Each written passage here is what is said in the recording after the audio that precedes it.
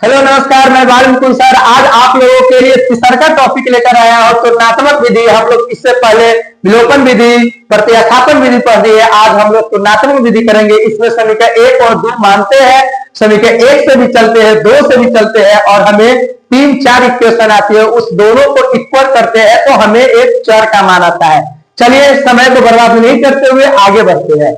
जैसे आप लोग को दे देगा ये question x plus y equal to, मान लीजिए आपके पास है ज्यादा नहीं 8 है और x minus y equal to, मान लीजिए आपके पास क्या है 4 है। क्या है? x minus y equal to 4 है। एक क्या है? x plus y equal to 8, x minus y equal to 4।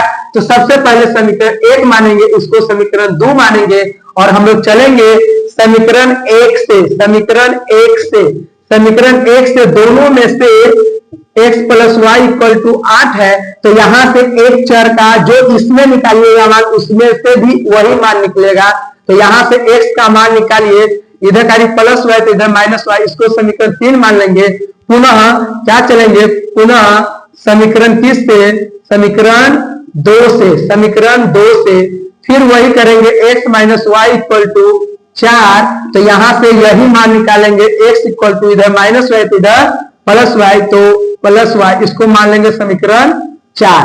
अब समीकरण 3 और 4 के हम क्या देखते हैं? दायां पक्ष बराबर है, यानी LHS बराबर है तो RHS बराबर हो जाएगी।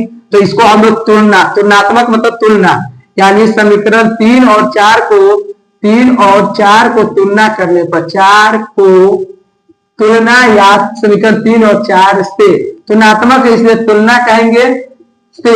LHS बराबर है तो RHS क्या होगा? बराबर होगी। तो 8 माइनस वाई इक्वल टू इसका क्या है? 4 प्लस वाई। चलिए अब हम लोग जानेंगे कि इधर का 8 माइनस वाई, इधर प्लस वाई तो इधर माइनस वाई इक्वल टू 4। तो इस तरह से 8 माइनस 2y इक्वल टू 4, तो y minus 2y equal two plus 8 तो इधर माइनस 8, यानी कि minus 2y equal to minus 4, यानी कि y इक्वल टू माइनस 4 बटे माइनस 2। माइनस से माइनस कट जाएगा। देखिए एग्जाम में काटना नहीं पड़ता है, मैथ में काटा नहीं जाता है। तो y इक्वल टू सीधे 2। अब y का मान समीकरण 3 या 4 में या किसी में भी रख सकते हैं।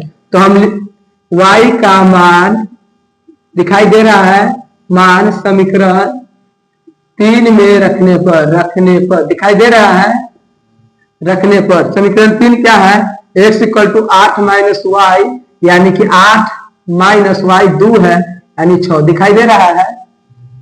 चलिए उसके बाद अतः लिख देंगे, अतः x इक्वल टू क्या चीज? 6 और y इक्वल टू 2। यही आपका आंसर है। Thank you.